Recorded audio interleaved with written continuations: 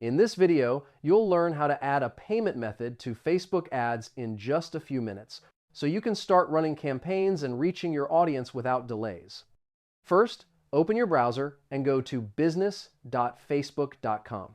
Sign in to your Meta Business Manager account, then click on the menu icon in the top left corner and select Billing from the available options. Next, click on Payment Methods in the Billing section. This is where you'll manage all your payment options for Facebook ads, including credit cards, debit cards, PayPal, and any other supported methods in your country. Now, click Add Payment Method. Facebook will show you the available payment options based on your country. Choose the one that works best for you and click Next to continue with the setup.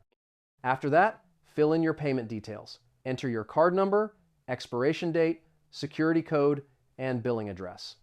Double-check all the information matches your bank's records to avoid any issues during the verification process.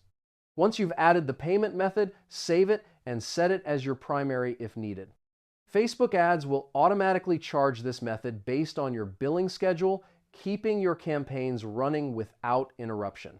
And that's it. Your payment method is now added to Facebook ads, and you're ready to launch your campaigns with confidence.